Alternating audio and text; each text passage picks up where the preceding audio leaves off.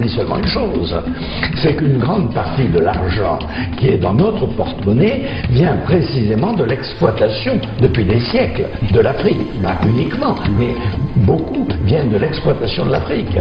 One thing that keeps me puzzled, despite having studied finance and economics at the world's best universities, the following question remains unanswered. Why is it that 5,000 units of our currency is worth 1 unit of your currency, where we are the ones with the actual gold reserves? It's quite evident that the aid is in fact not coming from the West to Africa, but from Africa to the Western world. The Western world depends on Africa in every possible way, since alternative resources are scarce out here. So how does the West ensure that the free aid keeps coming? By systematically destabilizing the wealthiest African nations and their systems, and all that backed by huge PR campaigns, leaving the entire world under the impression that Africa is poor and dying and merely surviving on the mercy of the West.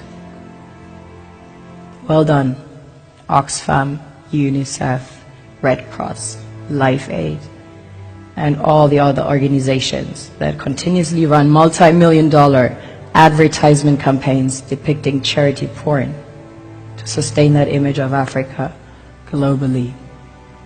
Ad campaigns paid for by innocent people under the impression to help with their donations. While one hand gives under the flashing lights of cameras, the other takes in the shadows.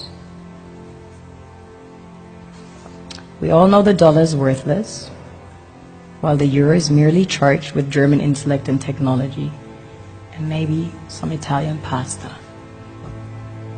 How can one expect donations from nations that have so little?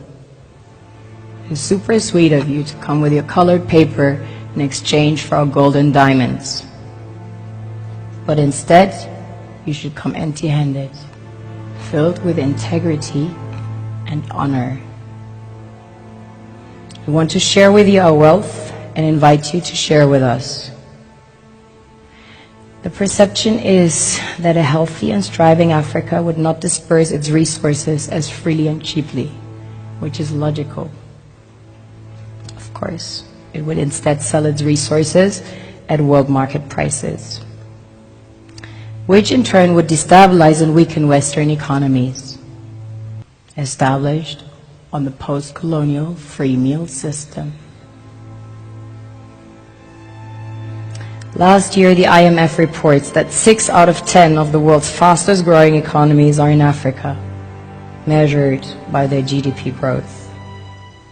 The French Treasury, for example, is receiving about $500 billion year in, year out. Foreign exchange reserves from African countries based on colonial debt they forced them to pay. This is what happens in the human world, the world we have created.